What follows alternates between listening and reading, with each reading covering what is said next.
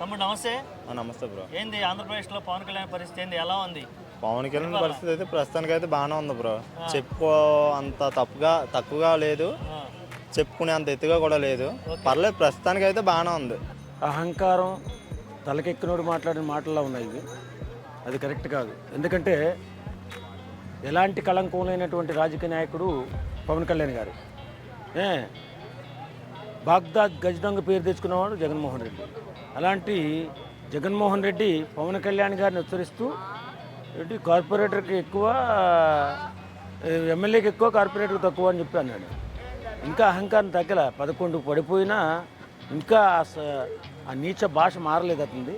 కాబట్టి ఆయనకి నేను చెప్పే సమాధానం ఒకటే, బాబు జగన్మోహన్ రెడ్డి, ఇప్పుడున్న సమకాలీన రాజకీయ నాయకుల్లో పవన్ కళ్యాణ్ లాంటి వ్యక్తి రాజకీయాలలో లేడు. ఆయన్ని నువ్వు ఎంత విమర్శిస్తే అంత పతనం అయిపోతావు. ఇది మాత్రం గుర్తుపెట్టుకో. నువ్వు సక్రమంగా పరిపాలన చేసి ఉంటే నీకు ఈ పరిస్థితి వచ్చేది కాదు. ఇలాంటి నీచ సంస్కృతి నువ్వు చూపించావు కాబట్టి నీవు ఇంత పతనానికి పడిపోయావు. ఇది మాత్రం గుర్తుపెట్టుకో. నువ్వు ఎన్ని ఎత్తులేసినా, ఎన్ని నాటకాలు వేసినా, ఎంత సింపతి గెయిన్ చేసినా ఆంధ్ర ప్రజలు నిన్ను నమ్మే పరిస్థితుల్లో లేరు. కాబట్టి పవన్ కళ్యాణ్ నువ్వు ఎంతంటే అంత ఆయన గోడగొట్టుని బంతుల పైకి లేస్తాడు తప్ప నీలాంటి వ్యాఖ్యలు ఆయన కాలి కోటికి కూడా సరిపోవని చెప్పి ఈ విధంగా నేను తెలియజేస్తున్నాను. ఒకవేళ ఉంటే ప్రతిపక్షం ఏముండాలి, వేరే పార్టీ ఉండాలి, కూటమిలో ప్రతిపక్షం ఏమిటి అని అంటున్నారు. కూటమిలో ప్రతిపక్షం ఏంటి? అరే నువ్వు ఒకసారి ఏమన్నారు మీరు గుర్తుపెట్టుకోండి సార్. చంద్రబాబు నాయుడు, నీకు 23 సీట్లు ఉన్నాయి, అందులో ఒక 5 సీట్లు నేను లాగేస్తే ఆ ప్రతిపక్ష హోదా పోద్ది అన్న నువ్వు సిప్పని దొబ్బిందంటే నీకు. ఇప్పుడు ఆ రోజు నువ్వు అన్నమాటే కదా, మరి ఇవాళ అదే శాశ్వతమైంది. ఇప్పుడు సదాస్త దేవతలు ఉంటారని అంటారు, నువ్వు అన్నమాటే నీకు తగిలింది అది, అంతే తప్ప ఎవడో నీకు అన్యాయం చేయాల. ఎందుకు అలా గోల్ చేస్తావు? అధికారంలో ఉన్నప్పుడు చేసేది చేయకుండా ఇప్పుడు వచ్చి గోల్ చేసే ఏం ప్రయోజనం? అధికారంలో ఉన్నప్పుడు నువ్వు క్లారిటీగా స్వచ్ఛమైన పరిపాలన చేస్తుంటే నీకు ఇవాళ ఈ తిప్పలు వచ్చేవి కాదు. కాబట్టి ఆ తేలిక మాటలు మాని జాగ్రత్తగా నువ్వు అసెంబ్లీకి రా, ప్రశ్నించు. ఆ పథకాలు ఏమయ్యాయి, సూపర్ 6 ఏమైందని ప్రశ్నించు, మాట్లాడు. అక్కడ నీకు అవమానం జరిగితే రేపొద్దు నువ్వే సీఎం. వాళ్ళు ఇచ్చిన హామీ నిలబెట్టుకోకపోతే రేపొద్దు నువ్వే గొప్పవాడు అవుతావు. అంతేగాని పవన్ కళ్యాణ్ బాధపడుకు. ఎందుకంటే పవన్ కళ్యాణ్ అంటే రాజకీయ నాయకుడు ఎక్కడ లేడబ్బా, సొంత సొంత రాజకీయం చేస్తాడు ఆయన. నేను ఒకటి చెప్తానండి. ఇప్పుడు మన కాంట్రవర్సీ చేసినటువంటి జగన్మోహన్ రెడ్డి గారికి, అయ్యా జగన్మోహన్ రెడ్డి గారు, పవన్ కళ్యాణ్ గారు కాంట్రాక్టర్కు కార్పొరేటర్కు ఎక్కువ, ఎమ్మెల్యేకు తక్కువ అన్నారు. సో దాని మీద ఒక మాట చెప్తాను. ఇప్పుడు అదే కార్పొరేటర్కు తక్కువ అయినటువంటి అతనే ఆ ఎమ్మెల్యే కాంట్రాక్టర్లను ఎంటబెట్టుకుని రోడ్ల అభివృద్ధికి పాటుపడ్డాడు.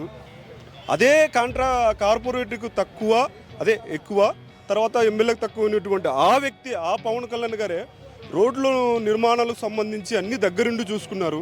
1 కిలోమీటర్ బురదలో నడిచి రోడ్లు లేనిటువంటి ఒక గ్రామాలు, గిరిజన ప్రాంతాలకు రోడ్లు వేయించాడు. ఇంకోటి ఏంటి, అదే కార్పొరేటర్కు ఎక్కువ, ఎమ్మెల్యే తక్కువైనటువంటి ఈ పవన్ కళ్యాణ్ గారే 13,320 గ్రామాలకు ఒకటేసారి సభ నిర్వహించి గ్రామాల్లో ఏం అభివృద్ధి చేయాలి, ఎంత అభివృద్ధి చేయాలి, ఎలా అభివృద్ధి చేయాలి, దాని గురించి పాటుపడ్డవాడు పవన్ కళ్యాణ్ గారు. ఇందులో హెచ్చుతగ్గులు ఎవరో మీరే చూసుకోండి. మా జగన్మోహన్ రెడ్డి గారు మీరే చూసుకోవాలని కోరుకుంటున్నాను. ఇందులో హెచ్చుతగ్గులు మాట్లాడినందుకు చెప్తున్నానండి. కాంట్రవర్సీ కూడా చేయట్లేదు. నేను ఒకటే చెప్తున్నా, జగన్మోహన్ రెడ్డి గారు ఇందులో ఎక్కువ ఎవరు తక్కువ ఎవరు. గతంలో ఒకసారి చెప్పారు ఆల్రెడీ. జగన్మోహన్ రెడ్డి గుర్తుపెట్టుకోండి, అదం పాతాలను తొక్కకపోతే నా పేరు పవన్ కళ్యాణే కాదు, నా పార్టీ జనసేనే కాదు అని చెప్పిన వ్యక్తి మీద మళ్ళీ మీరు కామెంట్ చేస్తే దానికి మేమేం చేయలేము. మేము ఒకటే చెప్తాం, మీరు కొద్దిగా చూసుకొని మాట్లాడండి. ఇంకోటి ఏంటంటే ఒకటే చెప్తాను, ఇదే కార్పొరేట్కి ఎక్కువ, ఎమ్మెల్యేగా తక్కువ అయినటువంటి ఇదే పవన్ కళ్యాణ్ గారు దాదాపు కొన్ని కోట్ల రూపాయలు కేంద్రం నుంచి తెప్పించాడు. సో అలాంటి వారిని మీరు తక్కువ చేసి మాట్లాడడం తప్పండి. ఓకే, అంటే కార్పొరేటర్ని ఇక్కడ అవమానపరిచినట్ట లేకపోతే ఎమ్మెల్యేని అవమానపరిచినట్ట? అసలు ఆయన రాజకీయ వ్యూహంలో, ఆయన రాజకీయ ప్రయాణంలో ఈ కార్పొరేటర్ అనేవాళ్ళు, ఎమ్మెల్యే అనేవాళ్ళు కూడా ఒక భాగమే కదా. వాళ్ళని కార్పొరేటర్లు అనేవాళ్ళు పవన్ కళ్యాణ్ కించపరచడం అనే విషయం పక్కన పెడితే ఆ స్థాయి కార్పొరేటర్ అనే పదవికి, ఎమ్మెల్యే అనే పదవికి గౌరవం, సంస్థానం ఉంది కదా మార్కెట్. ఉంది రాజకీయాల్లో కంపల్సరీ మెంబర్ ఆఫ్. అతను ఇప్పుడు కార్పొరేటర్ అంటే సిటీలో, టౌన్లలో, తర్వాత మెట్రోపాలిటన్ సిటీలలో వాళ్ళ పనులు వాళ్ళు కూడా ఒక ఎమ్మెల్యే స్థాయి లెవెల్లో అండి. ఎట్లా అంటే రోడ్లు కన్స్ట్రక్షన్ కానీ, అక్కడ ఉండే కార్పొరేటివ్ సిస్టమ్ కానీ, అక్కడ ఉండే చెత్త చెదారం సంబంధించి కానీ, అక్కడ ఏం జరుగుతుంది, పైప్ లైన్ కానీ, గిప్ లైన్ కానీ, కరెంటు కానీ, ముందు కానీ, మున్సిపాలిటీ కానీ, ఏవైనా కానీ చూసుకున్నవాడు కార్పొరేటర్. అతను కూడా ఒక ఎమ్మెల్యే కంటే ఎక్కువే. అక్కడ ఉన్నటువంటి లోకల్ స్థాయిలో అతను కూడా ఒక ఎమ్మెల్యే స్థాయి మీద. సో అలాంటి వారిపైన కామెంట్ చేయడం తగదండి. ఇంకోటి ఇంకోటి చెప్తాను, ఎమ్మెల్యేకి ఎక్కువ తక్కువ అని మాట్లాడారు కదా. తక్కువ అంటే ఏందో నేను చెప్తాను. ఎమ్మెల్యే అనేవాడు member of legislation assembly. So అతను నేనేమంటున్నా అంటే ఎమ్మెల్యే అనేది ఒక నియోజకవర్గానికి ఏ విధంగా పాటుపడాలనేవాడు ఎమ్మెల్యే. తక్కువ ఎక్కువ చేసి మాట్లాడకూడదు. సో ఎవడికి వాడు పని చేస్తే, ఎవడికి వాడు కరెక్ట్గా పని చేస్తే వాడే మనిషి, వాడే హై స్థాయికి వెళ్ళిపోతాడు తప్ప ఇక్కడ తక్కువ ఎక్కువ చేసినందుకు జగన్మోహన్ రెడ్డి గారిని మేము ఏం తిట్టలేమండి. ఒక్క మాటే చెప్పగలం, ఇట్లాంటి మాటలు అనకూడదని. ముఖ్యంగా పవన్ కళ్యాణ్ పైన అనకూడదు. ఇప్పుడు అవగాహన లేమి అని అనలేము, ఎందుకంటే ఆయన రాజకీయాల్లో 10 ఏళ్ల నుంచి ఉన్నాడు. ఇంకో పదం ఉంది, దాన్ని నేను వాడలేను రిపోర్టర్గా. మీరైతే ఎలా వర్ణిస్తారు? నేను ఒకటే చెప్తాను. ఇప్పుడు ఆయన కూడా దాదాపు 5 సంవత్సరాలు, దాదాపు కాదండి 5 సంవత్సరాలు చేశాడు. ఇంతకుముందు ఎమ్మెల్యేగా చేశాడు, ఇంకోటి ఇంతకుముందు ఎంపీగా చేశాడు, ఎమ్మెల్యే చేశాడు. నేనేమంటున్నానంటే ఒకటి చెప్తాను, అతనికి రాజకీయ అనుభవం ఉంది, మరి ఎందుకు ఇట్లా మాట్లాడుతున్నాడో తెలియదు. సో నేనేమంటానంటే జగన్మోహన్ రెడ్డి గారికి ఒకటే చెప్తున్నాను, మీరు అనుభవస్తులు, ఆల్రెడీ ముఖ్యమంత్రిగా చేసి, ఇంతకుముందు ఎంపీగా చేసి, మీ నాన్నగారి హయాంలో ఎంపీగా చేసి, తర్వాత ఇవన్నీ రాజకీయ అనుభవాలు ఉన్నటువంటి మీరు ఈ విధంగా మాట్లాడడం తగదండి. అది దాన్ని నేను ఎలా చూస్తానంటే ఒకటే చూస్తాను, మాట్లాడకూడదని చెప్తున్నాను అంతే.